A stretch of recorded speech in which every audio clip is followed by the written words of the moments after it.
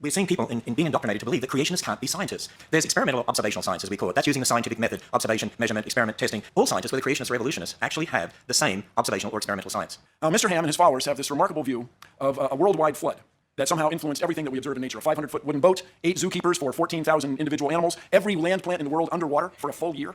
I ask us all, is that really reasonable? You'll hear a lot about the Grand Canyon, I imagine, also, which is a remarkable place. And it has fossils. And the fossils in the Grand Canyon are found in layers. There's not a single place in the Grand Canyon where the fossils of one type of animal cross over into the fossils of another. In other words, when there was a big flood on the Earth, you would expect drowning animals to swim up to a higher level. Not any one of them did. If Bill Nye and I went to the Grand Canyon, we could agree that that's a Coconino sandstone in the Hermit Shale, and there's the boundary. They're sitting one on top of the other. We could agree on that, but we would disagree on how long it took to get there. But see, none of us saw the sandstone or the shale being laid down. There's a supposed 10 million year gap there, but I don't see a gap. But that might be different to what Bill Nye would see. But see, there's a difference between what you actually observe directly and then your interpretation in regard to the past. We're talking about the past when we weren't there. We didn't see those tree rings actually forming. We didn't see those layers being laid down. It's like the dating methods. You're assuming things in regard to the past that aren't necessarily true. The fundamental thing we disagree on, Mr. Ham, is this nature of what you can prove to yourself. When people make assumptions, they're making assumptions based on previous experience. They're not coming out of whole cloth.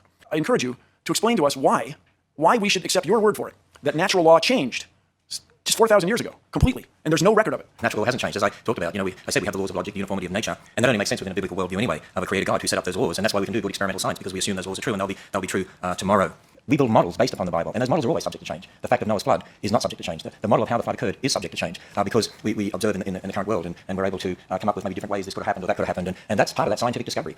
You cannot ever prove, using the scientific method in the present, you can't prove the age of the Earth, so you can never prove it's old. So there is no hypothetical. What we want in science as practiced out on the outside, is an ability to predict. We want to have a natural law that is so obvious and clear, so well understood, that we can make predictions about what will happen. And the big thing I want from you, Mr. Ham, is can you come up with something that you can predict? Do you have a creation model that predicts something that will happen in nature?